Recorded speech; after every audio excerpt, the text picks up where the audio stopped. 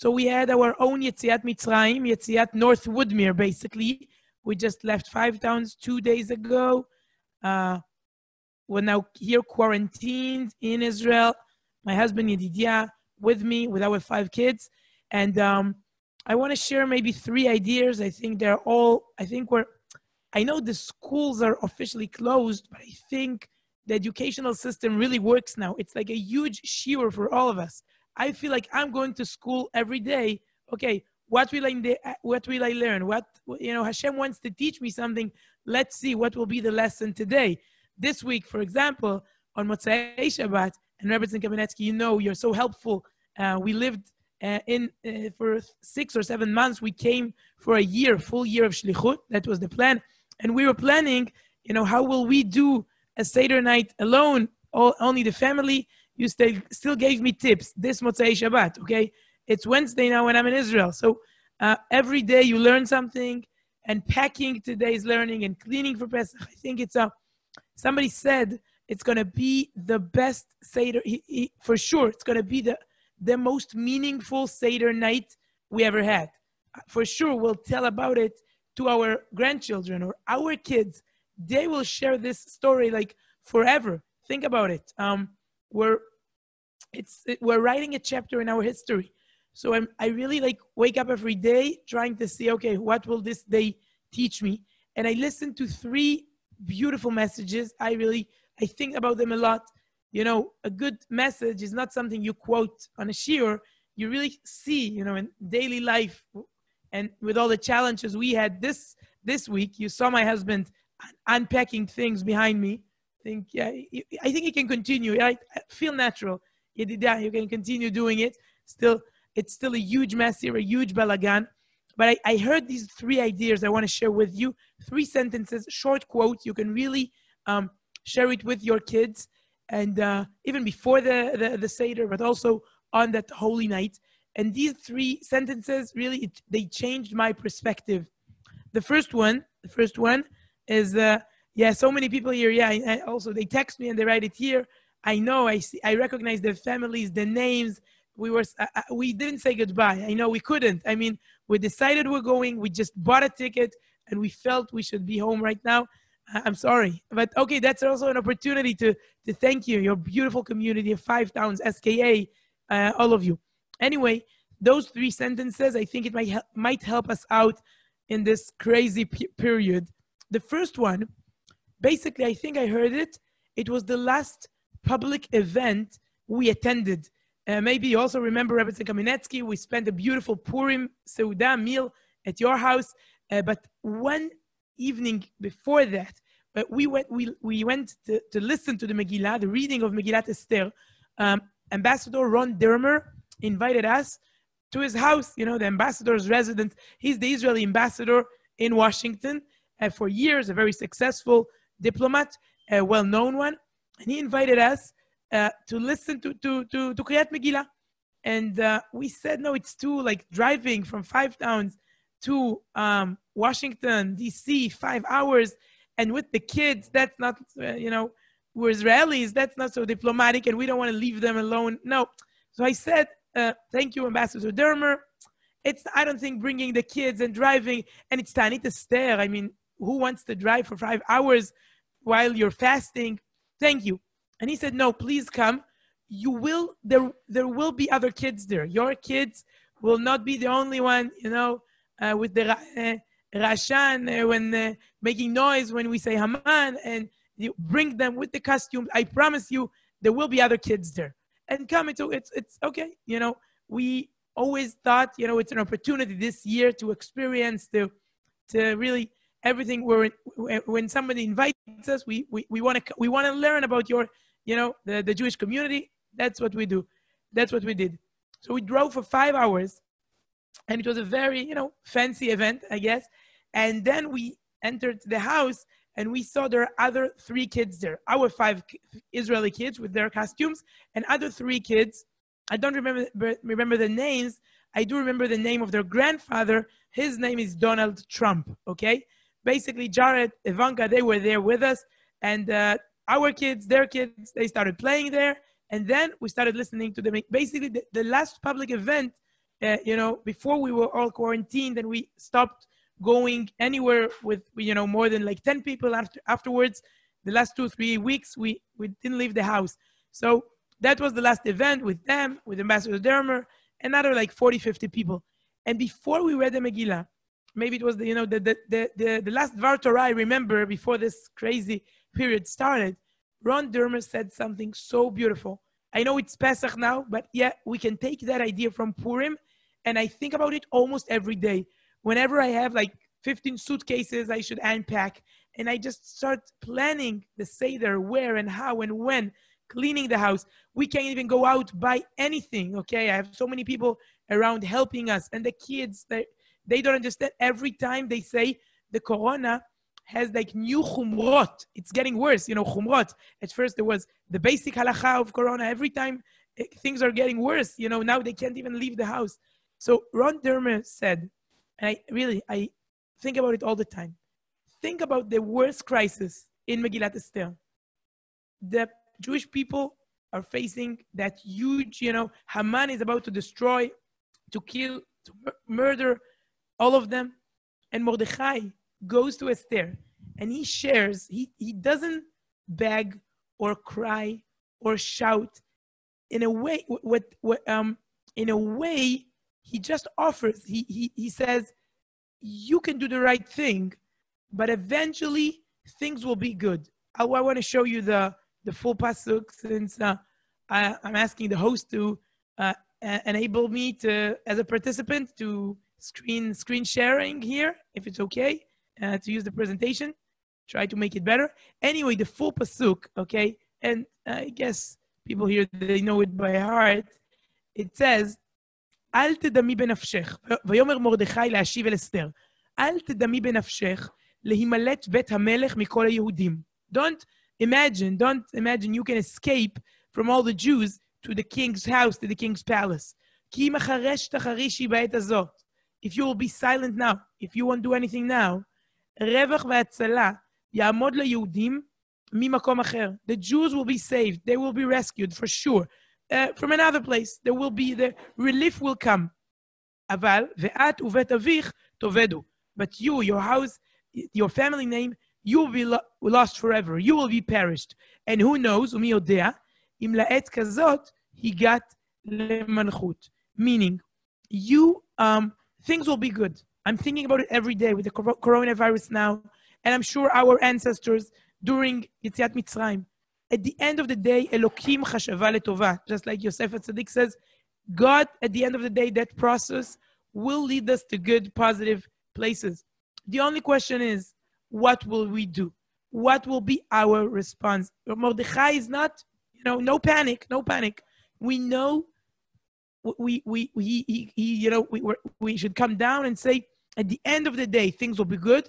The only question is, what do you do when you face a challenge? Do you want to be a part of the solution, or do you want to be a part of the problem? Esther chose to do the right thing. She could ignore, Mordechai's request, and then we wouldn't be reading Megillat Esther. Ron Dermer said, maybe we, for years we will read Megillat Mordechai or Megillat, I don't know, something else. I don't know.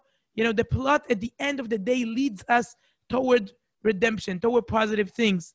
So basically, every day I think about it to myself. The world is getting so crazy. We can't even explain what's going on here. What is this process? What's the meaning of everything that's going on? Every day it looks so good. It looks so frustrating. What can we do? You can do the right thing. You choose to do the right thing, and that's the only thing that counts at the end of the day. And as a mother, I think about it every day. As a journalist, I covered the Israeli society. I covered the American society when I was there. What do you choose to say? What words do you choose? And also ask our kids, what role do we play, okay, in this thing called Yetziat Mitzrayim, called the coronavirus? 80% of the Jews in Egypt stayed in Egypt, okay? We're not used to quote that medrash since it's so sad. Only 20%, only the minority, they were at the end of the day part of that process of redemption. the majority, 80% were wrong. They didn't do the right thing, okay? They weren't a part of the solution. They were a part of the problem, and they stayed there.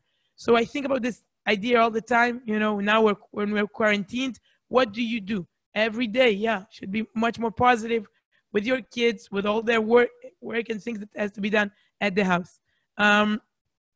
Okay, I want to continue. I want to show you the second idea, and I think about it all the time, once again, also as a journalist, and I think it's extremely important with the teenagers of today.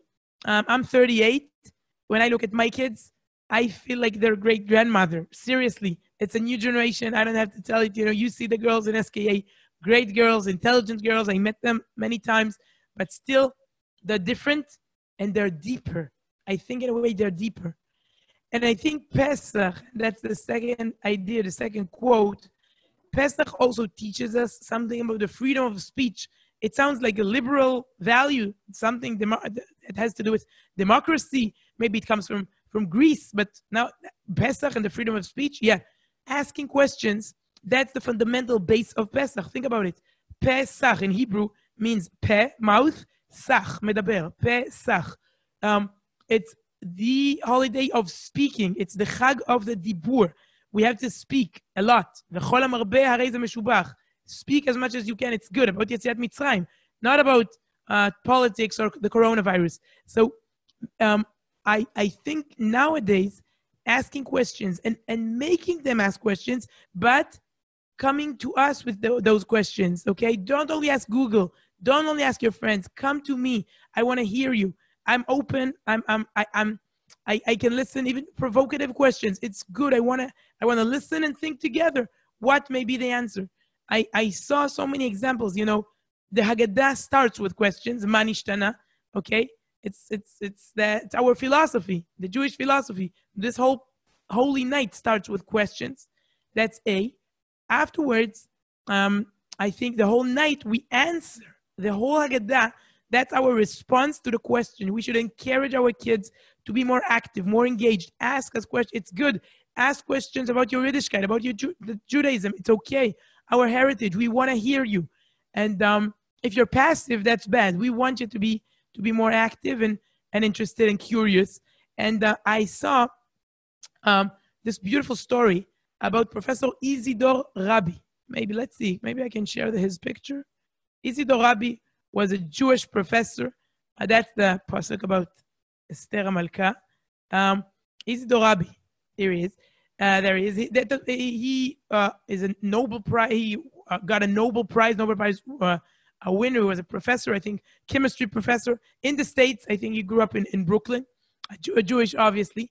And many times when he was interviewed, he kept telling the same story about his childhood. He was asked, how did you become, such a well-known professor, Nobel Prize? And he said, when I was a young kid, I went every day to a Jewish school.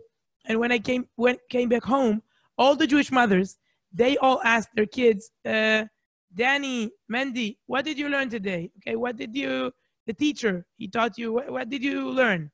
But my mother always asked me, Isidore, did you ask a good question today? What good question did you ask today? Share the question you asked. He said, that made me, more curious. And at the end of the day, that led me to be who I am eventually. And I think that's part of Manishtana. That's part of the Seder night. The ability to speak, to be free people. It's not Egypt here. We're not slaves anymore. We can speak about our values. And I saw really such a tragedy, such an awful example. Think about the beginning of the coronavirus. I'm sure you heard the story about the Dr. Lee Wan Li. That's Lee Wan Li. He was the first one who discussed sick, and too many, and we see so many people with the same symptoms. And he said, there's a virus here. I recognize something here is wrong. And you know what they did in China? They arrested him and they told him, leave that subject, never speak about it again. And so he stopped. And Dr. Lee, at the end of the day, passed away a few weeks ago, obviously. You see the coronavirus is another victim. But I think, once again, it's an example. China is not a democracy, obviously. And the fact you can speak at the end of the day, think about it. If we listened to him, it was, I think, 2 weeks before everything started. I think maybe things would be better today. It's a very, a new example. But I think as educators, as teachers, as parents today, encouraging them to ask questions, that's the best thing. They want to be involved. They want to be active. I just met Rabbi Moshe Bain a few weeks ago, the head of the OU, the president, I think, of the OU organization, and he told me something fascinating. He met someone from Sony company, and that guy told him, today people don't want to, they don't want leaning backwards entertainment. That's how they call it, Sony people. We want people, we see that people want leaning forward entertainment, meaning we don't want to be passive, just watching a movie or, reading a book. We want to be engaged, leaning forward, meaning we want to play, like kids play. They want to sleep, lie down. They want to be, involved. And I wish they were involved, not only in video games made by Sony, they were also involved in the Seder night and asked their questions. That's the second idea. And the last sentence I want to quote, was written by Hadar Goldin of blessed memory. Hadar was an Israeli soldier. He was killed during Operation Tzuk Eitan in Gaza Strip. And his body is still there, held by Hamas. And his noble family, once again this year, they will have the Seder night before. I mean, they really want Hadar to be buried. It's not only them. I mean, it's a whole issue here in the Israeli society. Hadar was a madrich in the Bnei Akiva youth movement. And he wrote something to the teenagers. He was only 17 when he wrote that beautiful paragraph. He spoke, with the teenagers. He showed them the movie called Prince of Egypt, Nesiach Mitzrayim. When Hollywood, Spielberg, Geffen, all those producers, when they want to talk about the story of Yetziat Mitzrayim, that's how they do it, okay? That's the successful film, the popular film, Nesiach Mitzrayim, meaning the Prince of Egypt. Moshe is at the center. He's the hero. He's the superhero. That's the way Hollywood, okay, that's how they tell us stories for years. That's okay. That's their culture. Taking Moshe, that's, and with a happy end, an exciting story about him, his life, the journey, the struggle with Paro, with the Jewish people. Let my people go. But Moshe is the hero. But in the Haggadah, as you all know, Moshe is hardly mentioned. He's not mentioned, basically. Obviously, he's not mentioned as a hero. He's not the leader. Why? Since we are the leaders. That's what Hadar Goldin told his chanichim, the teenagers around him. He told them, that's Hadar, a well-known picture here in Israel with his beautiful smile. And he left really legacy, although he was a very young person. They just found this paragraph. He shared it only with like 20 teenagers in the city of Kfar Saba. But now it's very famous in Israel. Maybe it's an opportunity to share it with you too. So he wrote, when it comes to Hollywood films, Nesiach Mitzrayim. But when it comes to us, we are the leaders. We are the heroes of the story. The Haggadah, we are at the center. Who's the hero? No one. Since we lead the plot, we play the most important, it's our responsibility. And I think, once again, what he said, Hadar, to the kids there around him, he said, you shouldn't use that night to learn more information. You have school in order to, learn the halachot and the mishnayot and all the details and history and everything. No, that night that's the right timing to share a story and to make us, to understand that we are a part of a meaningful, big story. Once again, it's not the right night for information. It's the night we should make, all of us, especially the kids, they should feel they are a part of a huge story. It makes it much, much more meaningful if they feel there's a story here and I'm part of that story, the past, the present, the future. That's our task. That's our mission. So 3 short ideas. 1, like Esther Malka, the world is crazy. There are so many problems. What do you do about it? That's the real question. And two, obviously, we shared the idea about the freedom of speech in Hebrew, Chofesh HaBitui, Pesach, asking questions, not like in China, and unlike in Egypt, like in Israel, like in 5 towns, we want to be intelligent Jews, engaged Jews, to speak out, to share ideas and ask questions. And 3, just like Hadar just taught us, the Sich Mitzrayim, that's for Hollywood. We are the story, and we are the stars, and we should make everyone around. And today it's very easy. It's a very small seder. We should make them all feel involved, like they write another chapter in that beautiful story we all share. So thank you very much from Israel. I'm sending you, hugs from Eretz HaKodesh, and I'm wishing you Chag Kasher, Chag Sameach, Be'ezrat Hashem, Refuah Shlema, and Briut. And at the end of the day, Be'ezrat Hashem, we should all meet here, Besimcha. Toda Rabba. Thank you very much.